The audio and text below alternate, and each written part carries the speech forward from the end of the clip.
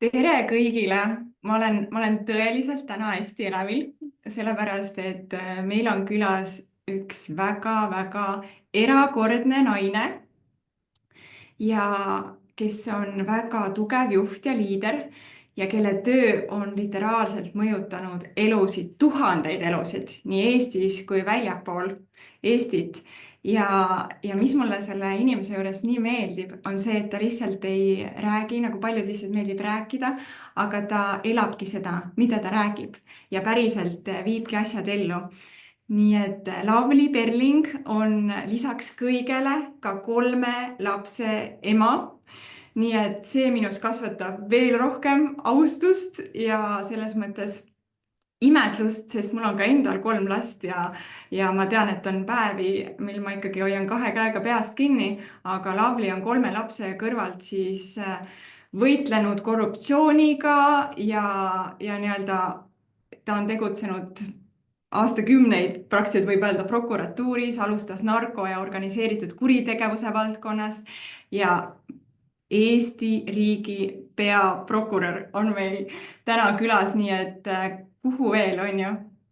Ja tema käel on viidud ellu siis suur prokuratuuri reform, juhitud väga keerulisi riigivastaseid ja korruptsioonijuhtumeid ja arendatud ka rahvusvahelisi prokuratuuri suhteid.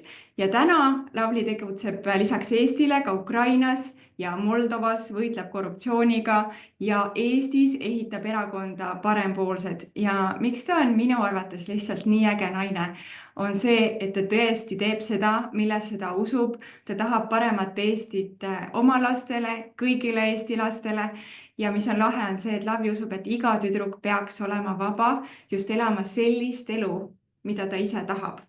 Et kui ta tahab teha IT-karjääri või töötada või olla lendur või kasvatada oma 7 last kuskil metsakülas, siis kõik see on tema vaba valik. Ja oluline on see, et meie ümber on ühiskond ja keskkond, mis seda võimaldab. Ja mis on lahe, mis on ikka tõeliselt lahe, on see, et nii palju räägitakse, et jaa, kõik on võimalik, sa saad teha karjääri ja pereelu, aga Lavly on selle väga elav tõestus, et mitte lihtsalt karjääri, vaid tippkarjääri, tipptasemel karjääri on võimalik teha 3 lapse kõrvalt. Nii et täna me siis räägimegi sellest, kuidas seda kõike teha.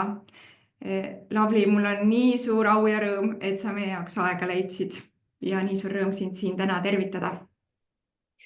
Aitäh teile ja kui nüüd ausalt see lugu ära rääkida, siis mina olen tänulik hoopis teile ja ühe juhusliku kohtumise eest Tartu kohvikus, kus mina oma vestluse kaaslasega lõpetasin ja siis ma kuulsin üks vägev grupp naisi, mõnel väiksed lapsed kaasas, räägivad ettevõtlusest, toimetamisest, eneseteostusest. Ja ma pean tunnistama, et ma ei pidanud uudishimule vastu ja ma küsisin ja siis, kui ma kuulsin, et tegemist on ettevõtlike emadega, no minu lugupidamine teile, et kõik see, mida sa Anneli rääkisid, Annika, et aitäh sulle, aga ma enne kõike tahaks öelda, et kuulge sõbrad, et päeva lõpuks on kõik tahtejõu küsimus ja imesid ma pole teinud, et head inimesed on ümberringi olnud ja ma arvan, see on kõikide jaoks võimalik ja saavutatav.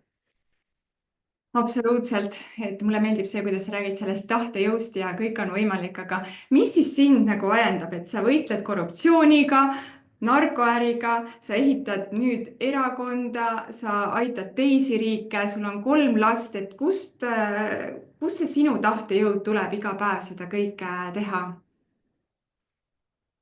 Eks ta täna tulebki elust enesest, ja kui nagu mõelda, et kust see siis ellu tuleb, et ma arvan, eks me ju kõik tuleme lapsepõlvest ja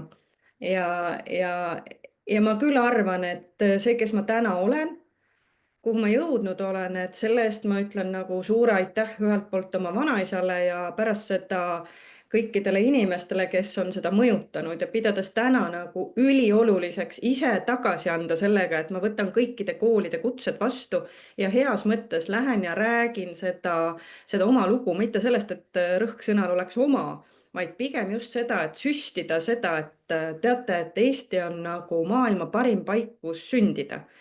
Sellepärast, et eks see tahtejõud, ma olen Tartu tüdruk, ma olen tõesti vanavanemate kasvatatud, minu vanaisa oli minu iidol ja ma arvan, et need arusaamad, et noh, enda ümber peab olema teatud kord, sa pead tahtma, sa pead pingutama, sa pead õppima, et minu vanaisa oli see, kes korrutas lauset, et haridus teeb vabaks.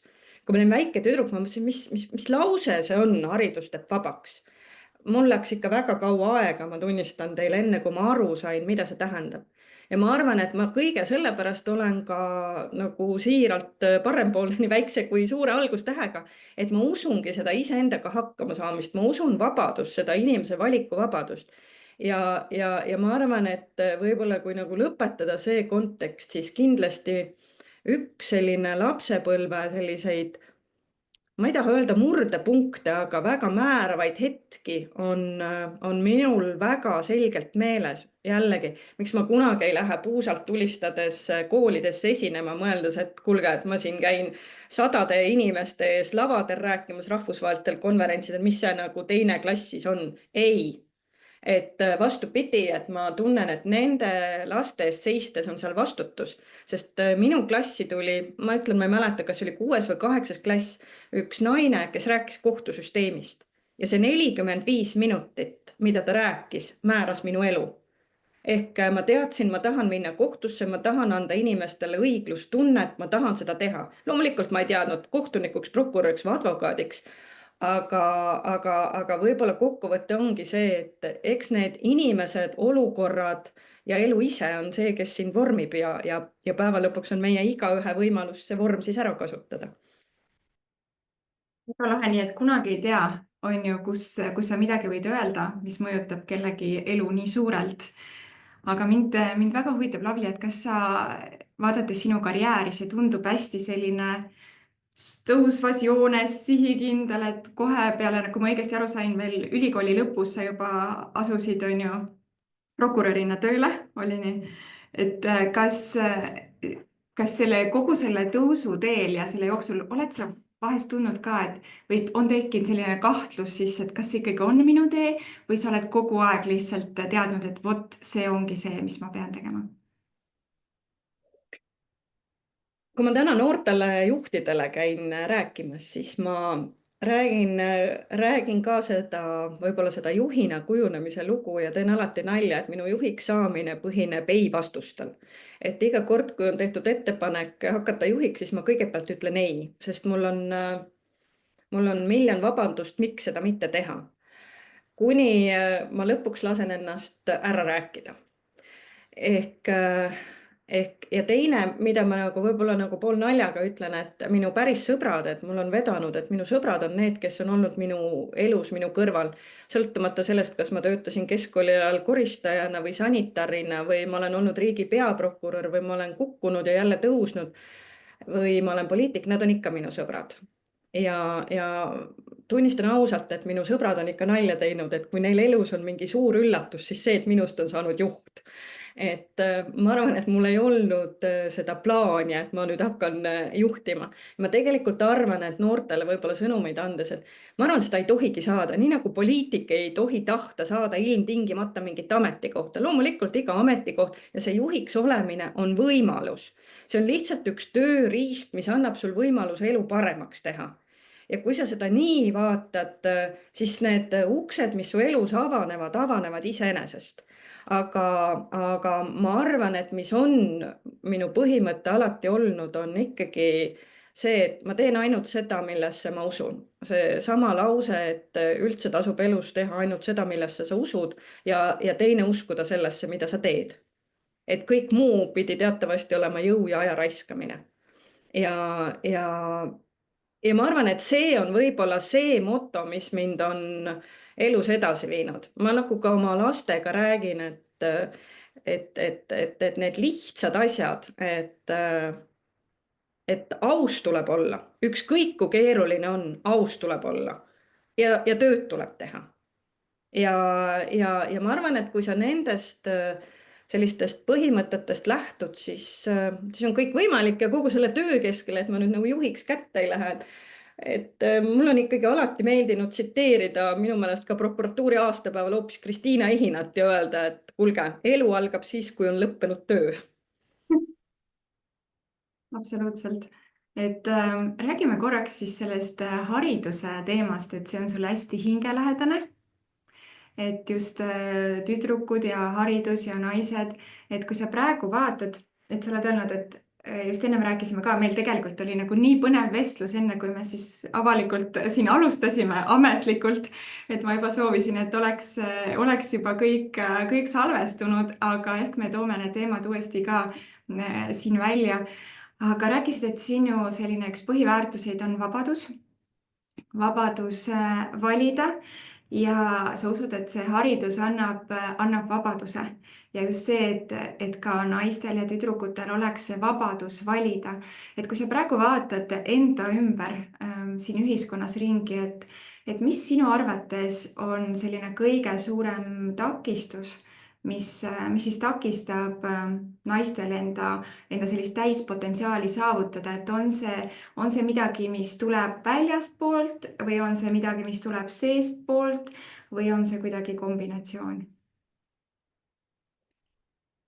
Või no kui üks palju näed, kombinatsioon, eks ta on kombinatsioon ja ma arvangi, et sa võtsid väga ilusti alguse kokku, et ma arvan, et ühiskonda tuleb ehitada ja see on see põhjus, miks mina läksin 3 aastat tagasi poliitikasse, et kui ma mõnes mõttes vaatasin nagu seda tagurlust ja ma hakkasin nägema, et mulle ei meeldi see Eesti, et mina ei taha, et minu tütar elab Eestis, kus talle peale sunnitakse, et sinu ülesanne on sauna taga 7 last sünnitada, et siis sa oled õige naine. Ei ole.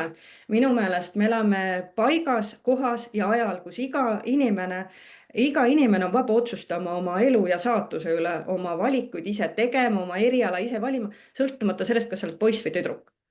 Ja ma pean tunnistama, et mulle üldse ei meeldinud, kui ma ka riigi peaprokurörina ajakirjanike küsimus sellel esimesel päeval, et mis tunne on olla esimene naispeaprokurör. Kuulge sõbrad, samasugune tunne nagu ma arvan mehel. Minu jaoks see ei ole teema ja oma feministidest sõpradega ma alati naeran, et ma jätan feminismi arenguastmena vahele. Ma saan väga hästi aru, mida tähendab feminism ajaloolises plaanis, naiste õigused, et ma suhtun sellesse ülima tõsidusega. Aga ma arvan, et vabadus ongi see, et ma ei pea mõtlema oma professionaalses elus selle peale, et kes ma olen. Samas ma ei ole pime, et ma ju tajun, et ega sellised tagurlikud hoiakud, suhtumised, normid, see kõik ei ole kadunud. Ja küsimus ongi siis see, et kuidas sellele kõige paremas mõttes vastu hakata, et seal on väga palju kihte. Üks on see, et kõik algab ju kodust ja võib-olla kõige lähem kiht on see, et ma arvan, et me kõik, ma ei tea, kellel on poisid ja tüdrukud kodus, et kui sa nagu kutsud kööki appi, siis kuidas sa kutsud, et kas sa kutsud tüdruku nimepidi, et tule mulle kööki appi või sa ütled, et tulge mulle kööki appi. Et vahet juba ole. Teine kiht on kindlasti selline ühiskondlik kiht. Et eks teie olete need naised, kes ju tajuvad, et mõlemad rollid on olulised. Olla nagu perekond kui selline on minu jaoks alati ühiskonna tuum. Teiselt poolt ma hindan ka siin väga vabadust. Et ei ole kellegi asi öelda, milline on normaalne perekond. Ja nüüd, mis takistavad, need samad hoiakud, aga sellele nüüd ei ole mõtet mõelda, et need takistavad, vaid küsimus on see, et kuidas sellele vastu hakata. Ja nüüd nagu ma ütlesin, et vabadus valida on nagu oluline. Ja teistpidi haridussüsteem peab toetama minu meelest Eestis seda vaba olemise võimet. Ja ma olen ikkagi naernud, et hästi konkreetseks minnes siis, et palju räägitakse heast haridusest. Aga me kogu aeg hakkame rääkima siis õpetajate palkadest. Mina austan õpetajaid väga. Aga ma ütlen, et kuulge, et hea haridus koosneb ikka 3 asjast. Punkt 1, need teadmised PISA testides, matemaatika, loodusteadused. Teine on ikkagi see iseendaga hakkama saamise võime pärast kooli. Ma oskan, ma ei tea, lennupileteid broneerida ja hotelle, ma oskan oma CV-d kirjutada. Ma tean, kuidas töövestlustel toime tulla. Ma tean, kuidas nagu hakkama saada keerulistes olukordades. Ja 3, mis noorte jaoks on väga oluline, on ikkagi kogu see vaimse tervise pool. Et ma küll ise alati rõhutan seda, et siin ei tohi tekitada ka sellist õpitud abitust, et me tormame ka siis appi emadena või õpetajatena, kus tuleks süstida seda, et sõber, sa pead ise hakkama saama, aga ma ei vähenda seda tähtsust, et ma alati ütlen, et kolmas hariduse sammas peab olema see, et meil tulevad haridussüsteemist välja noored, kes tajuvad, et nad on eluga rahul. Ja see, kust see omakorda tuleb, see tuleb sellest kindlustundest, see tuleb, et nad on saanud hariduse, millega nad saavad töö, millega nad saavad väärika palga, on see Eestis, on see mujal, et nad on vabad inimesed. Et ükskõik kust otsast vaadata, see vabadus on ju seotud sellega, et eneseteostus, töö ja võime rahul olla. Ja nii õige, et enamus, kes meid siin kuulab, on ju, ei saa võib-olla otseselt nagu täna nii palju teha haridussüsteemi jaoks, aga mis soovitusi sa annaks näiteks mulle kui emale ja teistele emadele siin, et selle põhjal minu arust sa tõid nii ilusti välja need 3 sammast, mis me kodus saaksime teha, mis sina nagu näed, et sul on ka 3 last, et kuidas siis toetada, et me ei saa kontrollida päris seda, mis koolis toimub, aga et me saame suht palju ikkagi mõjutada seda ja kontrollida, mis me kodus teeme. Et mis me saaksime emadena veel rohkem, kui sa ümberringi vaatad, millest võib-olla sul tundub, et on natuke vajaka tänapäeva ühiskonnas, et mida veel teha, et toetada laste sellist vabadust, iseseisvust, iseendaga hakkama saamist? See on väga hea küsimus ja ma kindlasti ei pretendeeri emaks, kes teab, kuidas on õige, et ei, seda ma ei ole. Aga ma panen kokku nagu võib-olla selle oma kogemuse ja mul on väga vedanud, et kõikidel minu lastel on olnud ikkagi suurepärased õpetajad. Teine on see, et ma panen selle kogemuse ja puhtalt sellise ka ühiskondlikud arusaamad ja taju ja kogemuse ja teadmised. Ja ma arvan, et on paar asja, mida me saame teha. Esimene on anda tõesti lastele vabadust ka kukkuda, vabadust eksida, vabadust saada halbu hindeid. Sellepärast, et päeva lõpuks ütlen mina nagu alati, et mitte hinne on nagu liiklusmärk, mis nagu ütleb sulle, mis sa nagu tegema pead, mitte mingisugune lõplik eesmärk.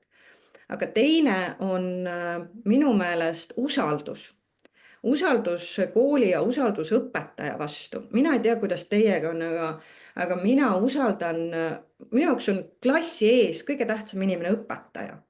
Jah, ma ei lähe siin kuskile sügavpoliitilistesse aruteludesse, aga ma tunnistan teile ausalt, mulle üldse ei meeldi need tendentsid, mida ma näen täna riigis. Et alles on nagu diskussioon tekkinud, et mobiiltelefonid tuleb ära keelata koolis haridusministri määrusega. No kuulge sõbrad, minu meelest kui õpetaja ütleb, et mobiiltelefonid tuleb ära panna, siis tuleb mobiiltelefonid ära panna ja nii lihtne ongi. Teine tase on koolijuht, et minule meeldiks nagu organisatsioonis, et me usaldame neid inimesi, kes on nagu minu lapse ees. Ega siis haridusministeeriumi inimesed Tartus ei vastuta minu lapse kooli keskkonna eest. Ikka see õpetaja, siis see koolijuht. Jällegi, et ma nagu see arutelu, mis praegu on, kuidas kehtestatakse kvalifikatsioone, käiakse kontrollimas, noortel õpetajatel on palgalagi peal. Ma mõtlen, et miks me seda teeme? Miks me ei anna vabadust? Punkt 1, õpetajatel olla loominguline. Punkt 2, koolipidajatel otsustada, et see noor õpetaja, kes tekitab lastes huvi füüsika, matemaatika vastu, las tema saabki kõrgemat palka. Samal ajal me hindame väga ka kogemust. Aga et mida me siis nagu rohkem hindame, et mina arvan, et me peaks hindama iga kord seda, et kes annab meie lapsele parema hariduse.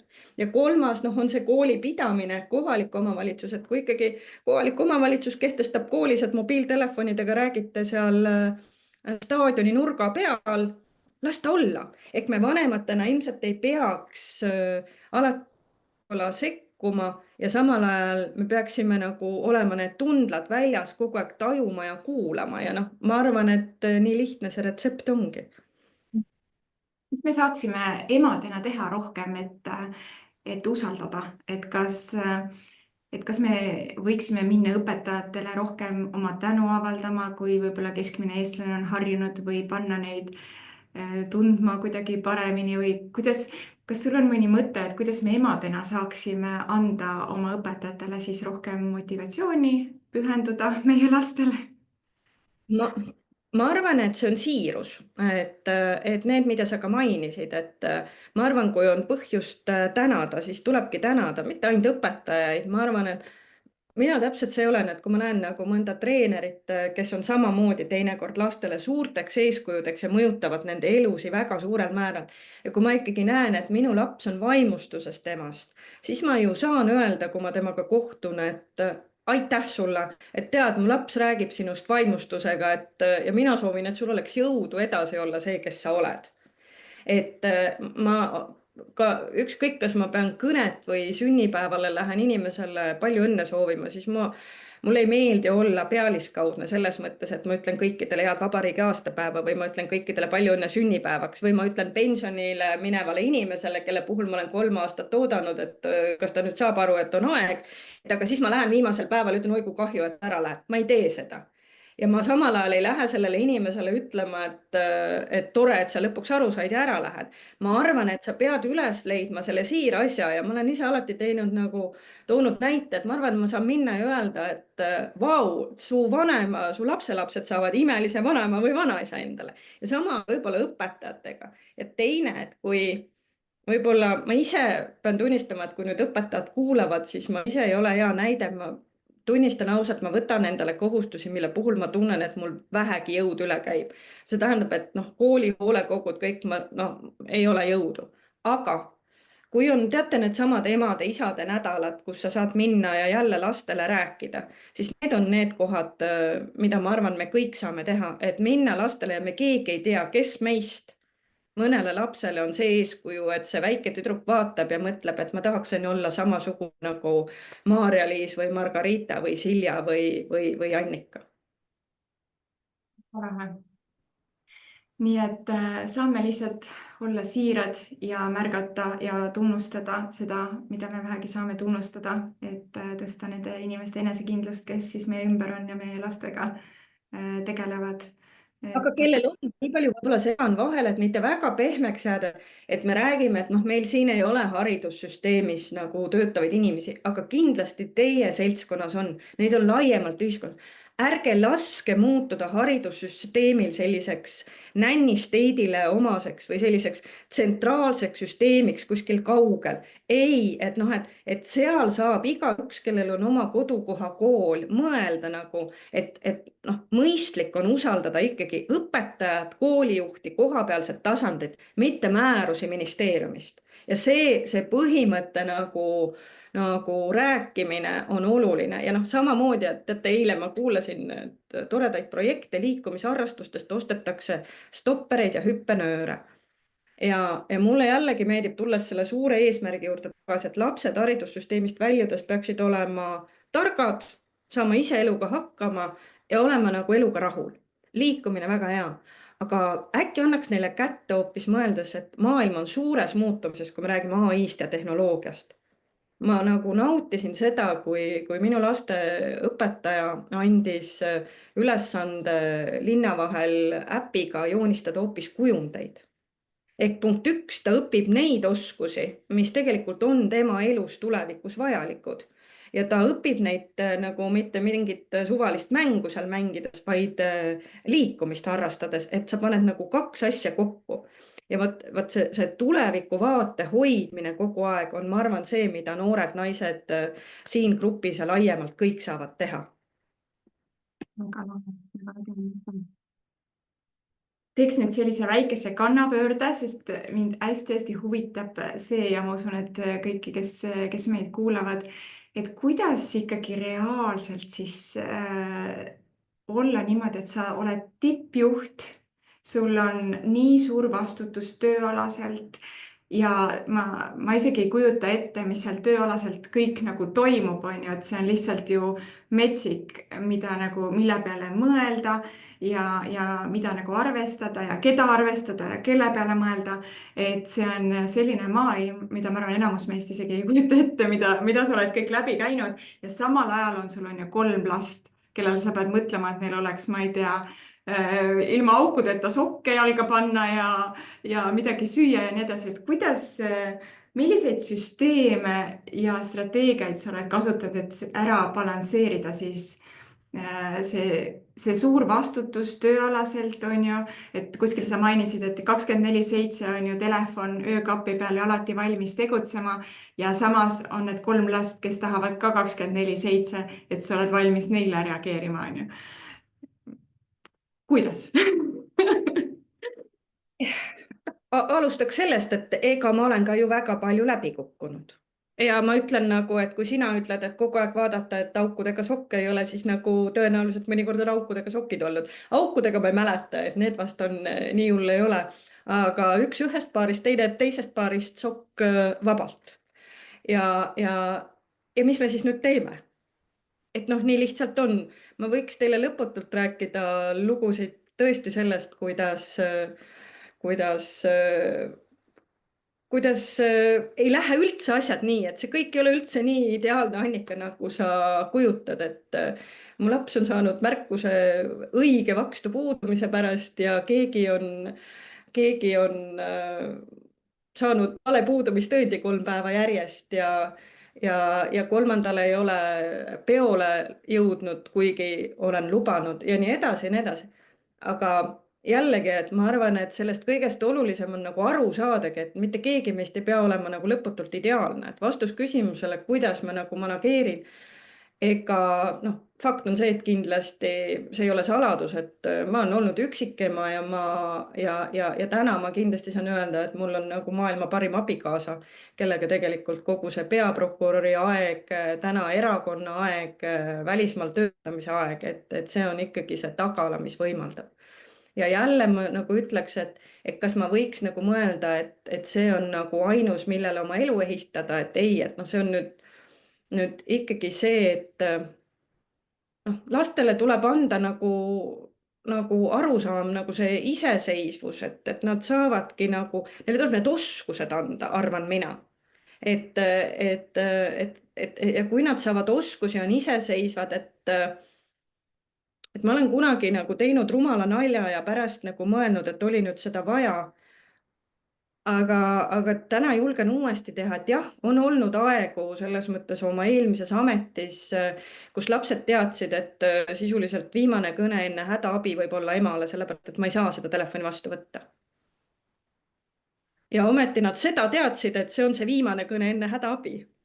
Et siis ma võtan. Ja need tegelikult kokkulepped, et sa hakkad võimalikult vara tegema nendega täiskasvanulikke kokkuleppeid.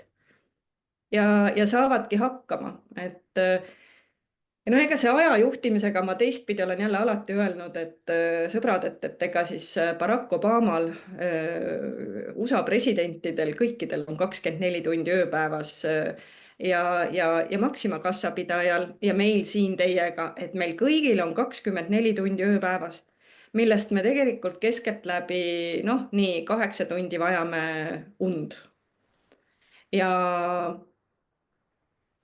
see ülejäänud nagu 14-15 tundi tuleb ära jagada, et üle 10 tunni ikkagi tööd ei tule teha, aga jällegi, et mitte kinni hoida ulmelistest standarditest, ma arvan, et mul on ka vedanud, ma kordan kindlasti nende tippjuhtide ja meestega, kes mind on võtnud alati võrdselt ja ei ole vaevanud oma pead sellega, kes ma olen. Ja noh, teistpidi ka mina olen pidanud lasteaeda jõudma, aga mina teen kodus süüa saladuskattel, võin öelda. Ja no mis siis ikka, kui mõni tähtis kõne on ja seal taustal on nagu panniprae hääl, siis nii on, aga töö saab tehtud. Ja noh, teine lihtne asi on kindlasti kõik see, mis on juhtimisega seotud, et ilma naljata, et kas me räägime perekonnast, me räägime asutusest, me räägime erakonnast või riigist, et eesmärgid peavad olema. Ja eesmärk peab olema ka mõnes mõttes su nagu elul. Et miks ma siin maa peal nagu olen, et see, et kui ma 100-aastane olen, kõlgutan voodi peal jalgu, siis võiks ju saada mõelda, et ma olen oma panus andnud, et see maailm, kuhu mina tulin, on täna natuke parem, kui ta oli siis, kui ma tulin. Ja ega see tähendabki seda, et sa teed tööd, sa teed seda tööd, me jõuame sinna alguse, millesse sa ise usud. Ja siis sa manageerid kõik kenasti ära. sellepärast et ja kui tundub see lootusetu olukord, et nüüd ma enam ei jõua, siis ma arvan, et me kõik oleme kogenud seda, et kuskilt tulevad head inimesed ja olukordade lahendused ja me ikkagi jõuame. kas sul on olnud mõni hetk ka selline, kus sa tõesti hoiad kahe käega peast kinni ja mõtled, et noh, siit ma küll ei tea, kuidas ma edasi saan ja kuidagi ikkagi oled saanud? Ma arvan, neid on nagu üksjagu olnud, aga ma arvan, et mul tuleb alati meelde, kui ma olin kõige väiksem, aga operatsioonil ja see oli tõesti selline aeg, et mul pidi järgmisel päeval olema üks suur konverentsi esinemine. Ja siis ma tabasin ennast mõttelt, et ma olen öösel sellel mandli ja adenoidi operatsioonil sellise verise pidžaamaga seal kuskil selle lapse kõrval ja ma ei ole mitte tundigi maganud, ma olen valmis saanud oma ettekande.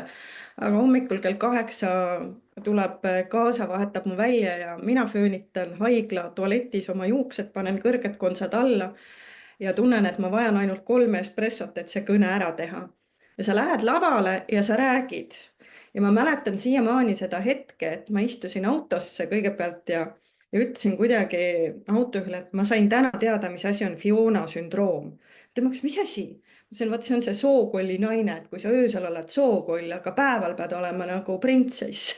ja ma olen seda mõelnud siiamaani ja see kõne lõppes sellega, et tõusis püsti üks Eesti ettevõtja, kes alustas oma sõnavõttu sellega, et olen siin ja kuulan ja nagu ei räägikski riigi peaprokurör. Ja ma mäletan, kuidas mu jalg alt kadus maa, sest ma korraks mõtlesin, et kõik läks puusse, et tõenäoliselt see magamatus, see öö, see kõik on avaldanud oma mõju ja mu sõnum ei jõudnud üldse kohale. Aga ei, vastupidi, et ta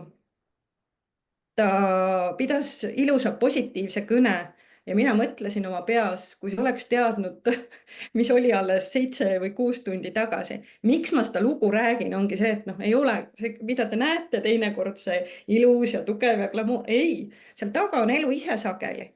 Aga jällegi, et mis annab selle jõu, on ju tegelikult see, et ma päriselt siiralt südames tahan, et minu lastel oleks Eesti, mille üle uhke olla. Ma olen kindlasti väga rahvuslik inimene, et see uhkus Eesti üle, et kui sa oled nagu teinud, ma ei tea, esimest riigireeturit ja olnud pronksiööl tänaval, siis ma saan aru, et mina tahan, et minu lapsed elaksid selles Eestis, mille üle nad on uhked. Nad saavad tegeleda sellega, millega nad tahavad, nad saavad elada väärikat elu, nad saavad oma unistused teostada.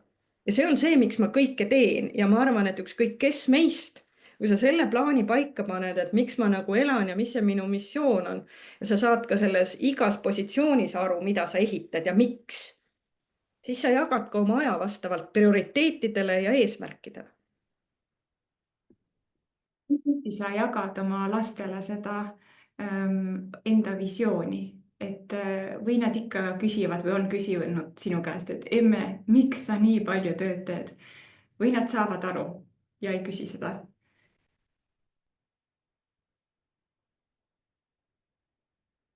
Muidugi küsivad ja ma mäletan, kui kõige noorem oli kõige väiksem, siis ta tõesti pakkus, et emme, sul võiks olla normaalne töökoht. Ja kui ma siis küsisin, et milline on normaalne töökoht, siis ta pakkus välja poe, mis jäi täpselt kooli ja kodu vahele, kus oli tegelikult ju saadaval nii raha kui kommi. Või lasteaia ja kooli vahele, et muidugi küsivad ja küsivad, kui me läheme matkama ja on lõkke ja on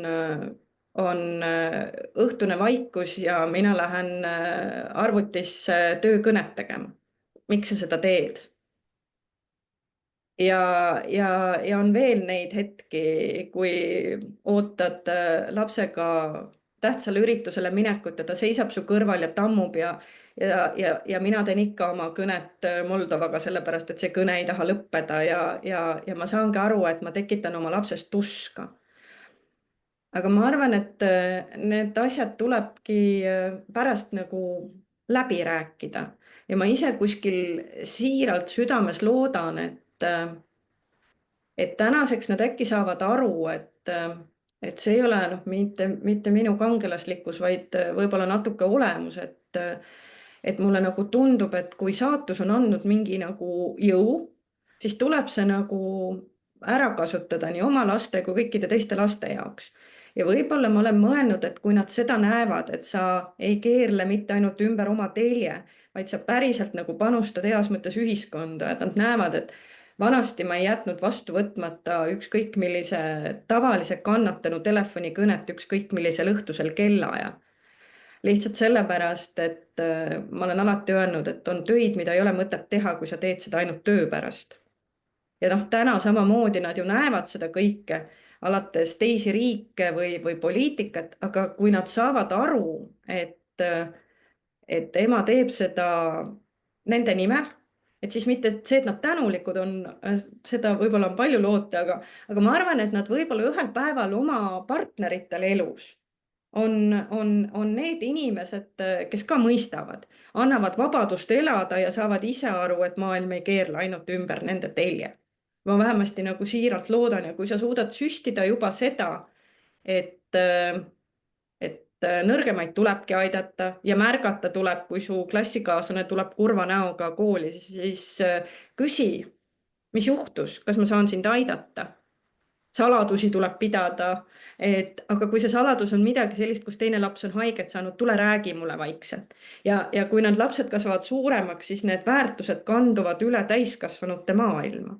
Et, et ja ma arvan, et ega seal ma ei ole veel mingit muud võlurohtu leidnud. Ma loodan, et minu lapsed mõistavad ja ühel päeval ka andestavad võib-olla selle, et ei ole ma jõudnud kõikidele nende pidudele ja võib-olla nende jaoks mõni oluline hetk ei olegi ema olemas olnud. ja teisest küljest ma arvan, et see on jälle nii lahe eeskuju, lihtsalt see, et nagu sa ütlesid, et kõik ei keerle ühest küljest nende ümber, et nad õpivad sellest aru saama, aga teisest küljest ka see, et nad saavad aru, et igal inimesel on oma tee.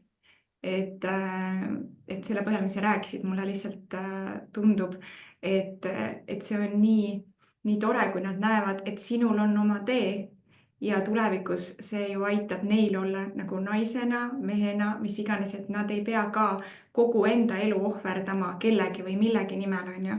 et vaid igaühel on see oma nagu vabadus, nagu sa ütlesid, on ju, ja see oma tee.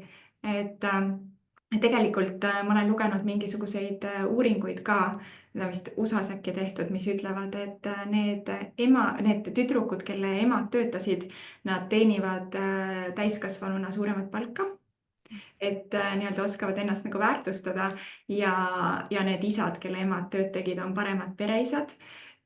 ja see on ka loogiline, sest nad saavad aru sellest, et naine ei pea nagu kõike ette-taha ära tegema. nii et selles mõttes suur teene tegelikult on ju nende tulevastele naistele ja tüdrukutele, aga kas vahest on, ma tean, et nii paljud emad ikkagi maadlevad selle, et sa nii ilusti rääkisid sellest, ma tean, et nii paljudel emadel ikkagi tekib nagu see ema süütunne, et ma olen lastega ja tunnen, et tegelikult ma peaks tööd tegema praegu. Ja siis ma teen tööd ja tunnen, et ai, tegelikult ma peaks seal olema. Et selline nagu sisemine kuidagi selline tugev, et mitte see ei ole isegi see, mis ma nagu, kuidas ma lastele seda seletan või teistele, aga see enda tunne, et kas sinul on ka vahest ikkagi tulnud selline süütunne peale, kuidas sa sellega oled hakkama saanud? Muidugi tuleb, ega istusin viimane kord Chisinau Itaalia tenori kontsertil ja laval kõlas laul My Way. Teate, mida Sinatra laulab ja mul tekkis nii tohutu koduigatsus laste järele, et nagu titt istud ja kuulad. Ja tundubki, et mina siin istun ja kuulan, tegelikult ma ju peaks sõbrapäeva õhtul hoopis kodus lastega olema, aga ei ole. Aga ma tulen tagasi, ma ei taha nüüd öelda, et seda peab kompenseerima kuidagi, aga ma arvan, sa teadlikult pead ja võtma siis selle, et kuulge, istume, räägime. Et, et räägime lõpuni oma mingid rääkimata lood ja valmis neid kuulama. Aga teine, mida ma nagu alati ütlen, et ma olen nagu mõelnud elu jooksul, et mul on ka üks teooria, mida ma üritan rääkida nii lastele kui juhtidele. Ja see on see, et inimeses peab olema tasakaal, et ma usun siiralt tasakaalu ja ma ikka alati naeran, et sellepärast ma kannan palju taskutega asju, et ühes taskus hoida alati ankrud ja teises võrgud. et mõelge selle peale ise, et ankrud on need, mis hoiavad elu paigal. Mis on need asjad, mis on sinu jaoks, kas sa oled laps, sa oled ema, sa oled täiskasvanud, sa oled vana inimene, ma arvan, ikka on see, et sul peab olema midagi, mida sulle meeldib teha. On see kudumine, teatris käik, on see hommikune jooks, on see koeraga jalutuskäik, see on see, mida sina pead saama teha. Sellepärast, et sa ei saa teisi toetada, kui sa ise ei ole saanud iseendaga nagu hakkama. Ja teine on võrgud, et ma ikkagi välismaal seda koolitust tehen ütlen, et võtke üks võrk, kus on suured silmad ja visake sinna klaas peale ja me elus kukume ju väga palju ja kogu aeg. See kukub võrgust läbi. Ja kui on üks kiht võrku, siis võrk veel annab järele ka ja puhas füüsika. Väga kerge on kõrgelt kukkudes katki minna. Ja võrgud ei ole midagi muud kui võrgustikud, et neid tuleb teadlikult hoida. Mina olen oma sõpradele kehv sõber, et ma mõne telefonis olen tulnvarsa nime all, sest ma kogu aeg ütlen, et on jäänud viimased 2 kiiret nädalat ja siis ütleb mu sõber ja nii viimased 25 aastat. Aga nad on minu jaoks telefonikõne kaugusel. Et need võrgud, et sul on pere ja sul on töökaaslased ja sul on seesama teie see ettevõtlike emade grupp ja võib-olla veel midagi, minul erakond, et need on need võrgustikud, mis annavad alati nagu seda jõudu juurde ja ma arvan, ka see on asi, mida tuleb lastesse väiksest peale nagu süstida. Et ankur ja võrgud peavad sul olema olemas. Teises taskus ja kui need on sul teadlikult olemas, siis see on ju tegelikult natuke nagu elustrateegia, et need motod, et mina olen alati öelnud, et kui 8 korda kukud, tuleb 9 korda püsti tõusta. Ja need ongi või need samad ankrud ja võrgud, et ma tean, et ma võtan oma koera ja lähen jalutama ja ma tulen tagasi sealt parema inimesena. Et ega siis meil kõigil me oleme inimesed. Aga just oluline on see, et sa teadlikult hoiad need ankrud ja võrgud oma taskutes ja siis, kui on raske aeg, siis võtad välja. Kas on mingid ankrud, mida sa iga päev välja võtad, et on sul mingisugused rutiinid, mida sa teed, ma ei tea, hommikul, õhtul, ennem esinemist, ennem tähtsat koosolekut, kuidas nii-öelda tulla iseendasse, olla sellises selge peaga rahulikus seisundis ja suuta nagu kainelt mõelda kogu selle virvarri keskel? Minu jaoks on kindlasti hommikused jooksmised need mingid korrad nädalas see, mis on, ma arvan, hoiab mu pea selge, et vanasti mu kolleegid alati naersid, et kui ma tulin kontorisse, ütlesin, ma käisin hommikul jooksmas, siis nad ütlesid, nad natuke ehmusid, sest nad mõtlesid, mis mõte mul nüüd sealt tuleb. Ja teistpidi jälle tundub nagu kuidagi ilus, et hommikul jooksed, et kõik on nagu tervislik ja äge. Ma ütlen teile ausalt, et ma hakkasin jooksma võib-olla nagu egoismist, sest ma sain aru, et kui ma läksin tippjuhiks, ma olen jooksnud täna 12 aastat, mul on imeline sõber, kellega ma nagu jooksen 12 aastat, nagu ma naeran, et 5 paari tosse ja 1000 jooksuringi enam kui 10 aasta jooksul. Aga miks see tuli minu ellu, oli täpselt see, et ma sain aru, et aga nüüd ma lähen tööle tagasi. Ma olin 3,5 aastat lastega kodus olnud. Ja see tähendas minu jaoks sedasama ankrut, et aga ma ei saa ju tulla õhtul koju ja öelda siis pärast tööd, et tšau, baka, ema läheb nüüd trenni. Aga ometi ma ju vajan ka mingit oma hetke ja ma sain aru, et see ainuke hetk on nii vara hommik, et pere alles magab, alluvad ei helista ja see on kindlasti üks nendest rutiinidest, mis tegelikult, ma ei tea, kuidas füüsisega on, aga vaimu hoiab see paigal. On teil perega koos ka mingisuguseid selliseid vahvaid rutiine või traditsioone või midagi, mis te alati teete, mis on need pereankrud? See on nüüd täitsa valus küsimus, et eks me ikka käime nagu paljud pered reisimas, aga ega need ongi täna valikukohad, et mina sõidan arvuti kaasas ja kui on ja meil on kokkulepped, et ma pean mingi tunni päevas saama teha tööd. Ja siis ma saan olla teiega, ja kindlasti see koos reisimine, kus juttudel on algus ja lõpp, on, on hästi väärtuslik aeg. Ja noh, meil on ka oma maakodu, mis on kindlasti selline teine keskkond ja see, kuhu põgeneda ja noh, mis seal salata, et mina olen kindlasti selline Lõuna-Eestist pärit, aga ja täna rohkem mere ääres, siis ma ikkagi vahel põgenen metsa ka, et ma võin nagu ohjeldamatult üksinda metsas uidata, nii et ma arvan, et ja noh, raamatud, et ma ikkagi arvan, et juristidel on eriti see komme, et see keel läheb väga kantseliitlikuks kätte, kui sa, ma arvan, ei loe. Et sellepärast ma ikkagi, ma armastan raamatuid lugeda ja ma ei varja ka seda teie eest, et kui siin mul on 3 last ja tegelikult küll üks on kodust välja kolinud, et aus olla, siis siin on ju 2. Ja see logistika on selline, nagu ta on teinekord ja elutempo on ka selline, nagu ta on, siis vahel ma naudingi kuskil reisil lihtsalt üksinda raamatu lugemist. Ja see on justkui kohati nagu varastatud aeg, sellepärast et peas keerleb seda, et seda pean tegema, selle artikli pean kirjutama, sellele pean helistama. Aga vot siis mõtlen, et ei, et vot istun ja loen raamatut, ei ole mõtet käia ja rääkida noortele emadele, kes lähevad lapsehoolduspuhkusele, mida ma ikka räägin, et olge teie targemad kui mina, kes alles 3. lapsega sai aru, et kui laps on beebi, siis kui beebi läheb magama, siis tuleb kõigepealt võtta endale lemmikraamat või ajakiri kätte, lugeda ja nautida. Ja kui ta üles ärkab, siis hakata nõusid pesema, mitte vastupidi. Et nagu ma ka eelmisega püüan, et püüad olla jube korralik ja kogu aeg nagu korda ümberringi hoida, aga siis seda aega, et aga millal mina raamatut või oma ajakirja loen või oma seda ettevõtluse asja ajan, seda ju ei tekigi. Nii et ma arvan, et las need nõud olla seal, ei juhtu nendega mitte midagi, aga see hetk iseenda jaoks tuleb võtta. Ja see on täitsa väga kuldne soovitus, sest see ongi väga raske, eriti kui tundub, et teistel on ju nii korras kodu ja minul on mingi katastroof, plahvatus on ju. Et ikkagi jällegi ennast esikohale panna seal, et pärast on lapsele ka rohkem anda energiat ja rõõmu. Aga sa rääkisid, Lavly, raamatutest, et sa armastad väga lugeda. On sul mingid sellised raamatud, mis on sinu jaoks eriti tähenduslikud, mida sa võib-olla ka teistele soovitaks või mis sa tunned, et sinu elu on palju mõjutanud?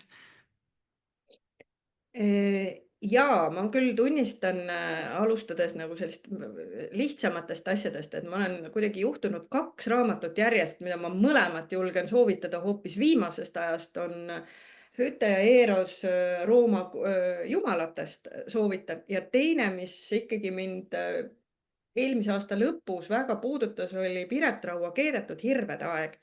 Et jällegi selline perelugu ja murdeliste aegade lugu. Aga kui ma räägin raamatutest, mis mind on mõjutanud, siis on üks raamat ja see raamat on Merle Karusoo Kui ruumid on täis, mille kohta ma julgen kindlalt öelda, et see on olnud minu jaoks elu mõjutanud raamat, sest see raamat on elulugudest erinevatel ajajärkudel.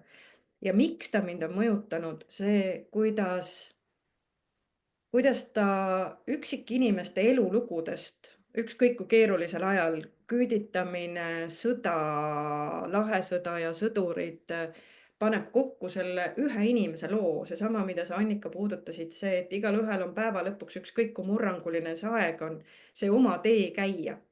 Aga mis võib-olla see mõjutusmoment on see, mis mind on õpetanud, see raamat suudab ka ajaloos väga keerulisi momente näidata mitmest perspektiivist. Ehk tegelikult ei ole mustad ja valged ja see on kindlasti niimoodi ühiskonnas hästi oluline, et me ei unustaks ära, et debatt algab sellest hetkest, kui sa aktsepteerid, et on olemas ka teistsugune arvamus. Ehk ma arvan, et see on üks nendest asjadest, mida ma psühholoogia õpingutest mäletan ja mõtlen, et see tegelikult käib nii koduste hetkede kohta. Me kõik teame, ma arvan, emadena seda tunnet, kui lapsed on, eriti kui nad on väiksed ja teate seda klassikalist lugu, kui tunneb, et sa oled lapsega kodus päev otsa ja siis tuleb kaaslane koju ja sina tunned, et su päev võiks nüüd lõppeda, et sa tahaks nüüd lapse üle anda ja tema tuleb töölt väsinuna koju ja ta mõtleb, et ta tahaks nüüd kodus puhata. Ja mis siis tekib? Konflikt. Ja tegelikult tekib see tunne, et miks mina pean kõike tegema, aga sina. ja minu meelest geniaalne soovitus psühholoogidel on see, mida ma olen elus täiesti teadlikult rakendanud, nii elus, perekonnas kui tööl. Teate, see hetk, kui teil tekib see tunne, miks mina üksi pean, siis käivitage kohe see lause, ma olen väsinud. Et see probleem ei ole mitte sina ja mina, vaid see probleem väga sageli on selles, et mina olen väsinud. Ja ma arvan, ükskõik, kas me räägime perest või me räägime Eestist, et tegelikult inimesed vajavad sihukest kindlustunnet, inimesed vajavad tulevikku, aga inimesed vajavad ka seda, et sul on, säilib oskus mõelda, et see teine perspektiiv on olemas ja vot seesama Merle Karusoo raamat on minu meelest geniaalne raamat kirjeldamaks seda, kuidas alati tuleb mõelda, et mis on see teine vaatenurk. ja samas siis see on nii tore mõte ja samas, kui sa ütlesid seda, et sa lihtsalt ütled, et ma olen väsinud, see on jällegi selline ausus iseenda vastu ka, et ma lihtsalt korraks mõtlen, miks ma tunnen niimoodi ja väljendan seda siiralt ja ausalt teisele partnerile, onju. Just. Et väga lahe mõte, nii et järgmine kord ei pea hakkama kohe laskuma sellesse vaidlusesse, kes on rohkem teinud ja kelle kord nüüd on.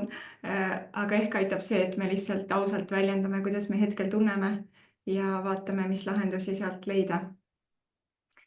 Väga äge mõte. Ma tahtsin küsida, Lavly, sinult sellist küsimust ka veel, et kui sa nüüd kerid mõttes ajas edasi ja sa rääkisid, et sa seal 100-aastaselt, kui lapselapsed ootad, millal nad tulevad pannkooke sööma, et tahaks mõelda, et ma olen loonud neile natuke parema maailma.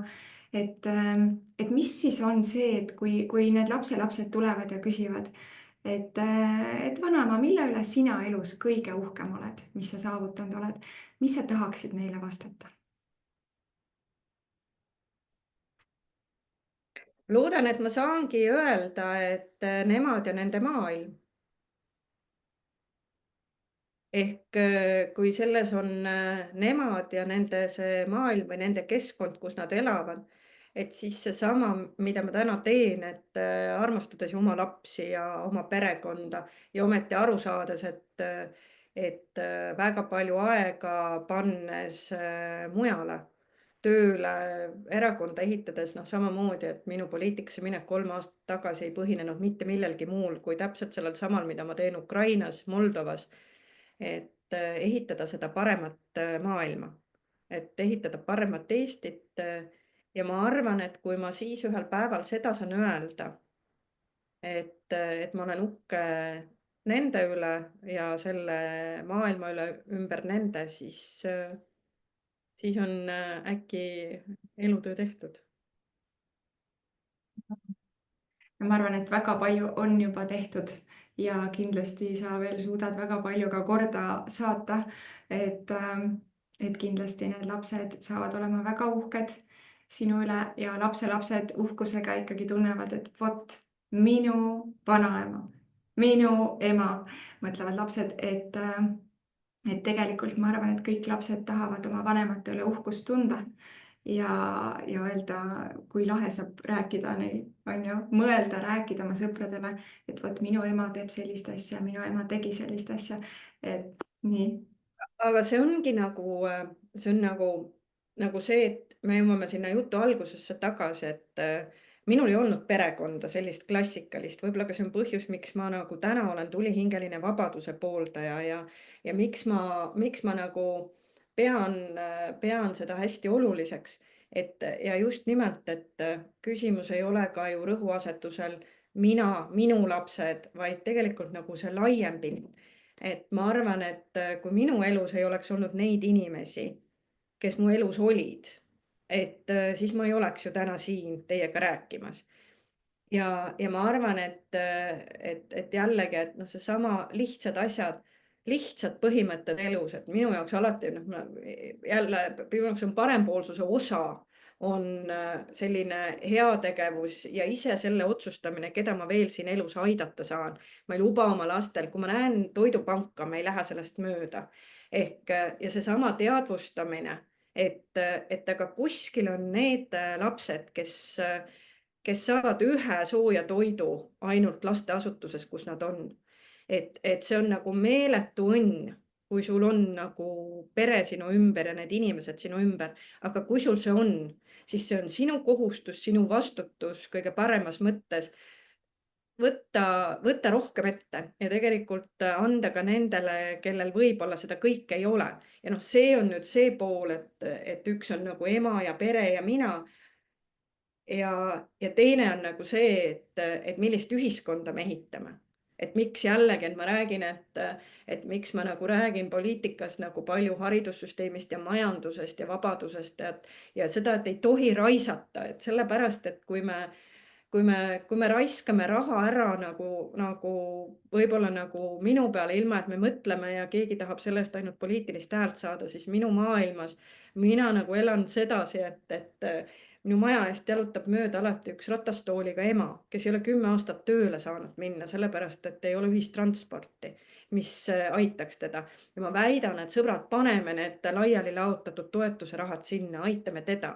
Või kui kuskil Võrumaa külje all elab üksikema, kes kasvatab üksi puudega last, siis Eestis kõik need andmed, see tehnoloogiline areng, meil on see väiksus, see annab selle võimaluse, et me saame teda aidata ja ta ei vaja alati raha kontole, mida ta vajab ka, aga võib-olla ta vajab hoopis seda, et 2 tundi nädalas keegi võtab ja annab talle vaba aja korraks väljas käia. Ja vaat sellised pisiasjad tegelikult hakkavad määrama minu meelest suuri otsuseid, et kui inimesed saavad aru, jällegi me jõuame selle ümber, et kui midagi teha, siis selleks, et nagu maailma paremaks teha.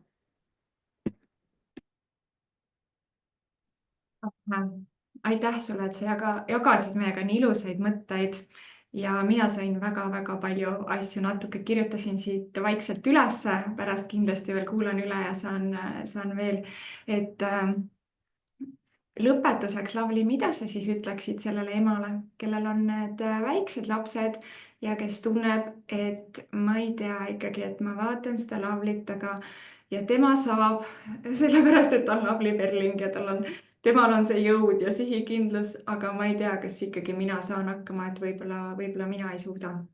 Mis sa talle julgustuseks ütled? Selle emale ma ütlen hästi lihtsalt, muidugi saad.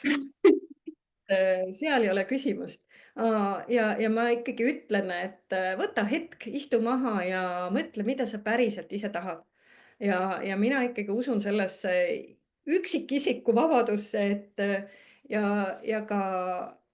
kui see on nagu paigas, et sa tead, mida sa ise tahad, siis ma olen veendunud, et see kõik on võimalik. Sellel on oma hind mõnikord, aga see on võimalik. Nii et kõik on võimalik. Kas see on ka sinu moto, et kõik on võimalik? Ma lisan sinna siiski alati juurde selle, et ise tuleb pingutada, et noh, sellest unistusest, et ma lihtsalt olen ja unistan ja mõtlen, et kõik on võimalik, et sellest ei aita. Et ma arvan, et elu on ikkagi nagu pingutus, aga see pingutus ei pea olema selline madal ja muserdatud pingutus, vaid tegelikult see pingutus on see, millele järgneb nagu võidutunne, edutunne, see mõnus tunne, et mina tegin. Ja kui sa seda suudad nagu saavutada ja seda tunnet väärtustada ka nagu laste jaoks, siis ka nendes tekib tegelikult see kõige paremas mõttes pingutus. Noh, lihtne asi on sport, et kui te vaatate oma lapsi, kes teevad sporti, noh, et mina alati ütlen, et see on see koht, kus tulebki öelda, et pane edasi, pane nagu täiega selles mõttes, et sealt saab tema selle eduelamuse kätte. Ja see mitte edu ise ei ole väärtus, vaid see ise hakkama saamine ja sellest selle rahulolu ja õnne tundmine. Nii et ja seda saavad kõik, tuleb lihtsalt nagu rahulikult läbi mõelda ja minna oma teed. Armas, ma arvan, et sellega lõpetamegi, et kõik on võimalik, kui sa oled valmis pingutama, mõtled rahulikult läbi ja siis, et kõik saavad minna oma teed ja kõigil on see oma tee olemas. Aitäh sulle, Lavly, see oli tõeliselt mõnus jutuajamine ja väga-väga inspireeriv. Nii et nii hea on teada, et kõigil on vahest neid väljakutseid ja raskeid hetki, aga siis ongi, et kui sa lähed edasi, lähed läbi sellest, siis pärast ootab sind see magus võidutunne, on ju. Ja suur aitäh teile ja kõikidele jõudu ja ikkagi needsamad ankrud ja võrgud. Ankrud ja võrgud, nii et võtame kaasa siis. Pange siis, vaadake, et panete siis riided, kus on palju taskuid, ühes ankrud, teises võrgud ja nii ongi kõik võimalik. Suur aitäh teile. Aitäh sulle.